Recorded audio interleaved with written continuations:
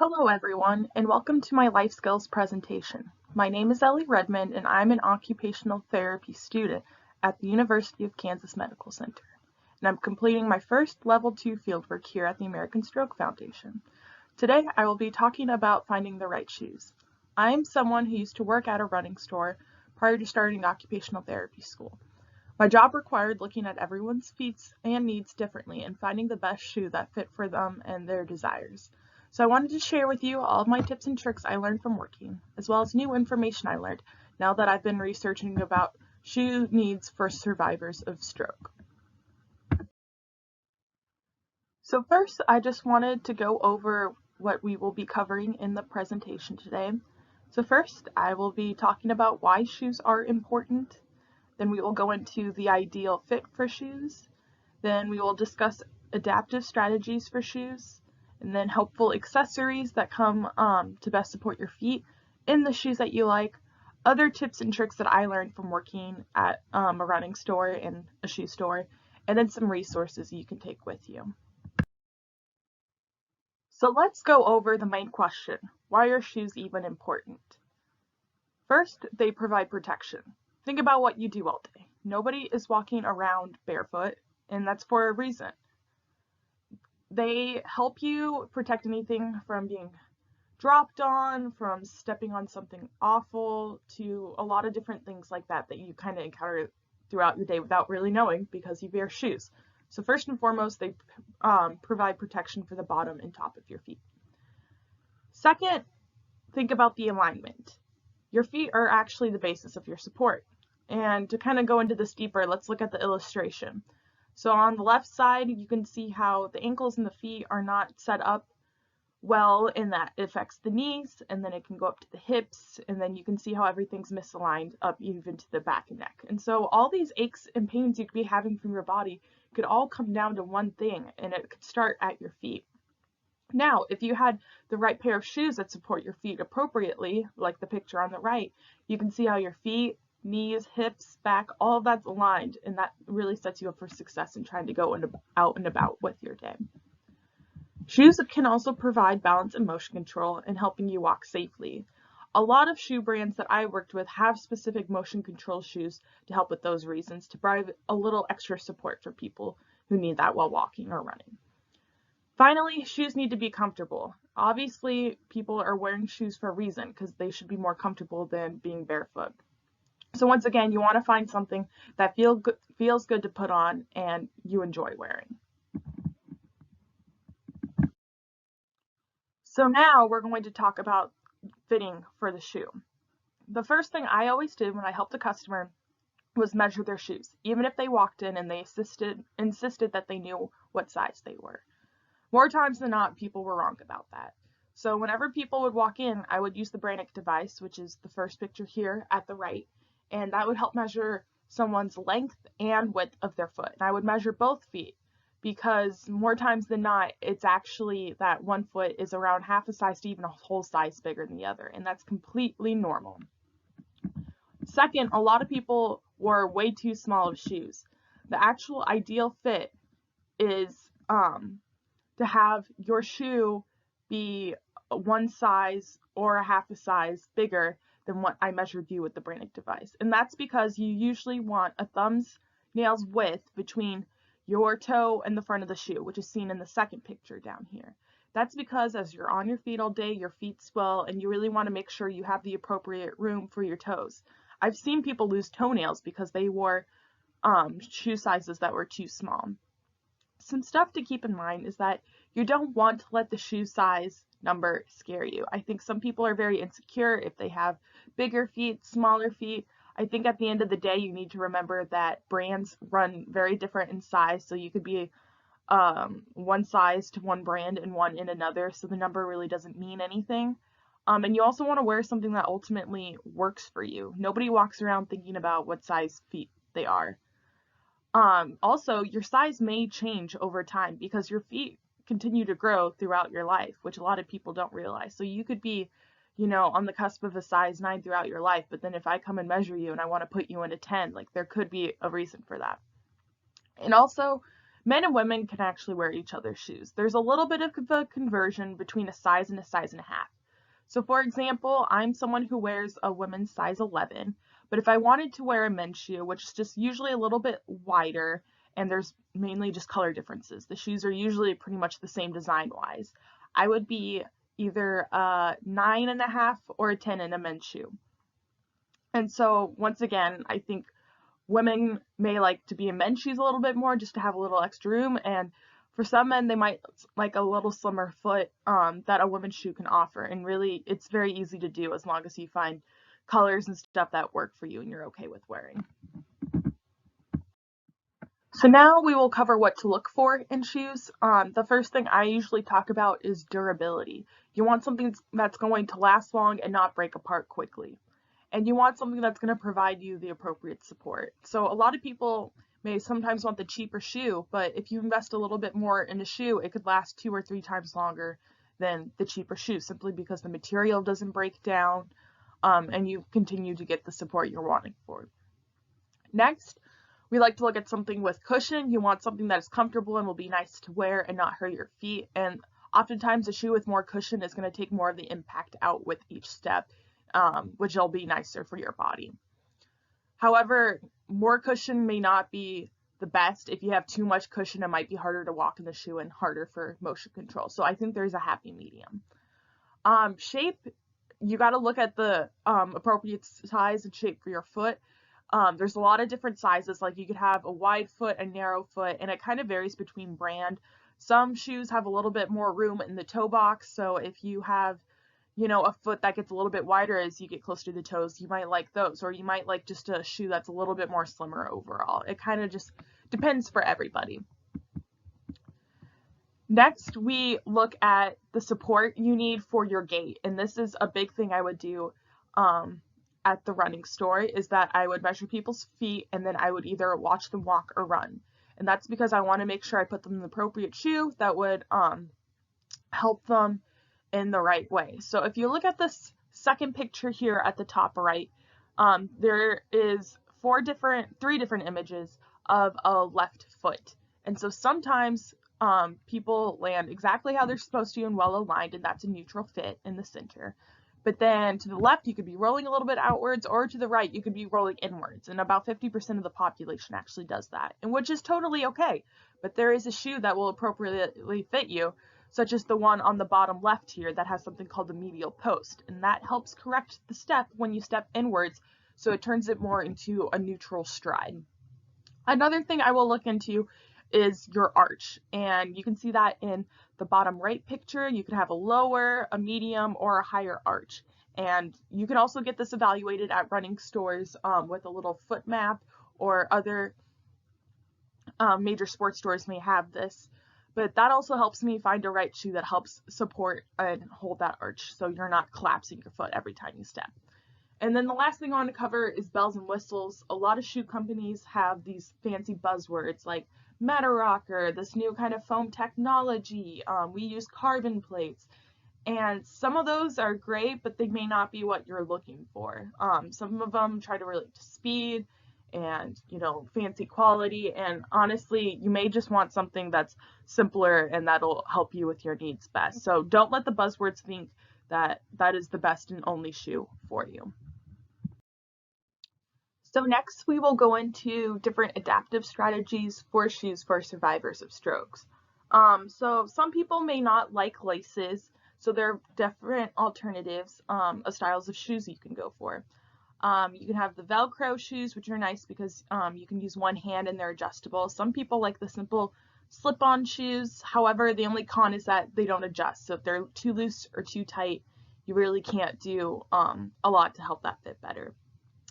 Some shoes are now coming out where they look like they're laced, as the gray one in the top center right here, but it's actually a zipper that goes around, and that's really nice because you can place your whole foot in the shoe before you actually kind of put the whole shoe on, which is nice.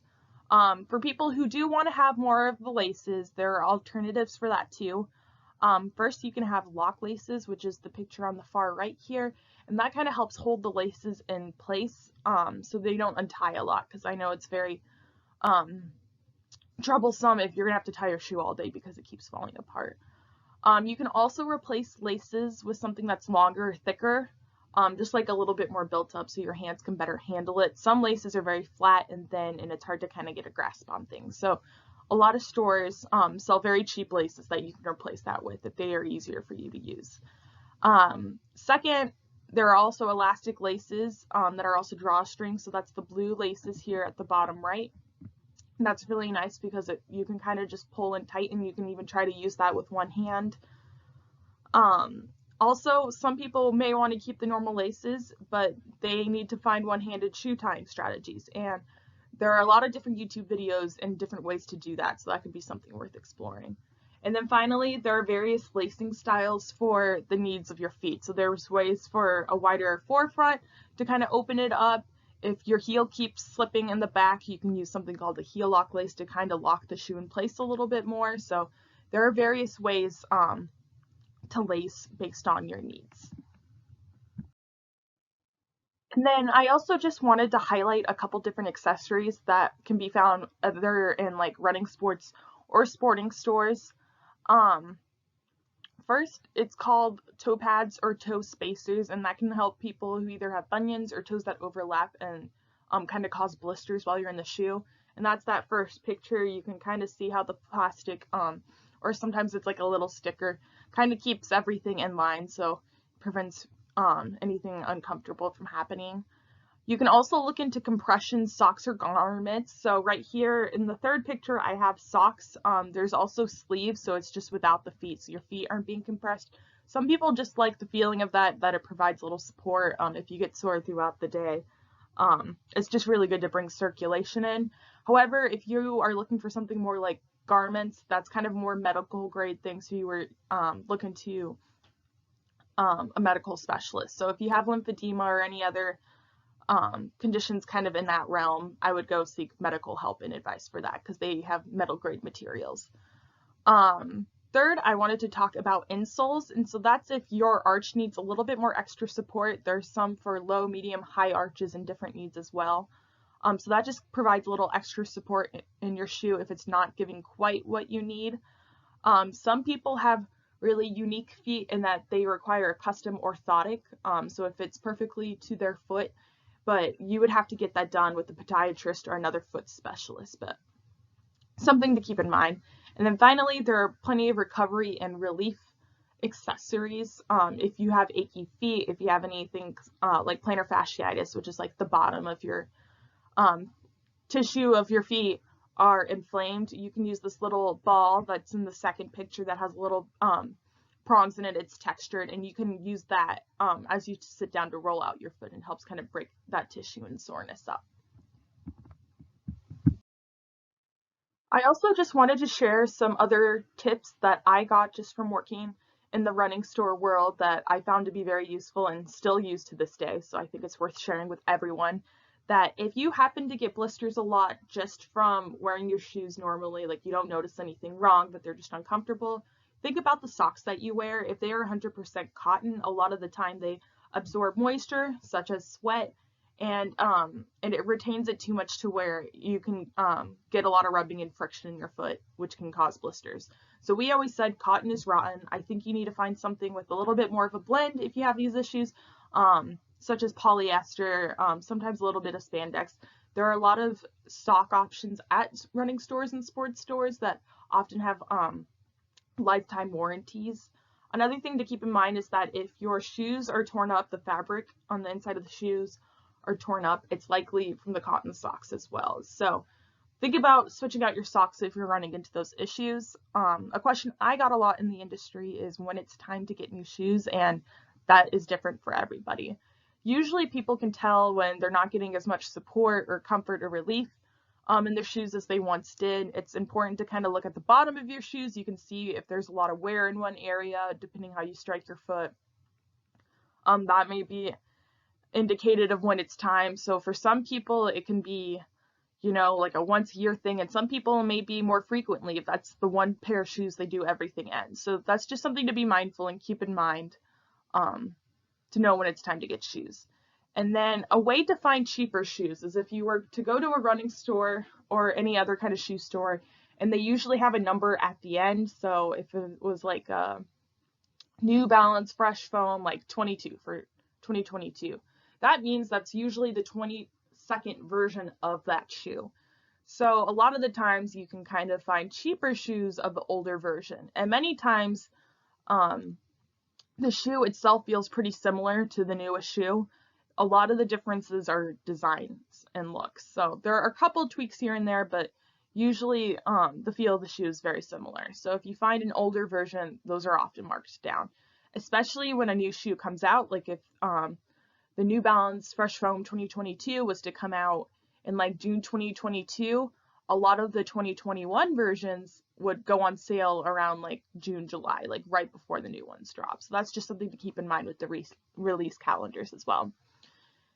And finally, my biggest advice is to use trial and error when trying on shoes. Whenever you do go to a shoe store, whether it's a running store or just any typical shoe store, I would know the return policy when you get those shoes. So the shoe store I used to work at, you could return the shoes within 90 days as long as you kept the shoes inside, you bring back the box, and you bring back the receipt. So it's really hard to know if the shoes are perfect for you if you just try them on for 5 minutes. Many times you don't know how it helps your body and your feet unless you wear them for an extended period of time.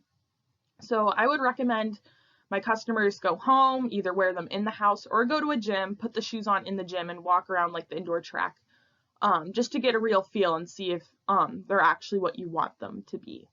Also, I would also bring any equipment you have or what you usually walk in. So if you have an AFO, make sure you wear the AFO when you try shoes on. If you have special orthotics, bring them. They allow you to put them in the new shoes to try them out. Or whether those are insoles, if you walk with a cane, make sure you walk that way. Just normalize your shoe trying on experience by using as much of your usual stuff as possible. Finally, I just wanted to discuss some resources that could be beneficial for you.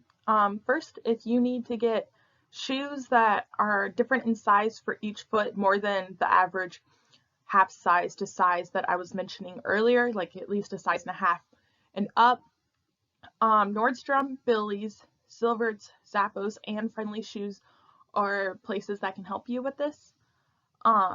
You can also find discounted shoes at Zappos, 6 p.m. and various other websites. Sometimes you can just Google and see what comes up. Finally, if you want to find a local shoe store to get the fitting, which is like in the first picture and what I used to do, measure your foot, watch you walk, bring out a couple recommendations. They will truly evaluate you, your shoe, your size, your gait pattern, and your arch, and really kind of provide some good recommendations for you. There's Gary Gribble's. The closest store is on Ward Parkway in the Kansas City area, and there's also the Running Well store, which is very close to the American Stroke Foundation Mission location on Johnson Drive. It does not cost anything to get a fitting. There's usually not any appointments or anything either, so you can walk in. You can just say you're looking for shoes. Not a lot of shoe store employees make commission anymore. So people are happy to fit you, bring out a couple recommendations. And if there are shoes you like, you can ask them to write it down for you. And you can kind of do some investigations on price and other alternatives. And these local stores are really great in providing other local resources for other needs you may have. If they aren't able to help you, they can point you in the right direction of where you need to go. So can't recommend local running stores enough for that. And finally, I just wanted to thank you for tuning in to this life skills presentation. If you have any questions, please feel free to reach out to me at my email. I love to discuss this topic, obviously, and I'm willing to help someone if I am able to. So don't hesitate to email me for any questions or concerns, anything shoe related. Thank you.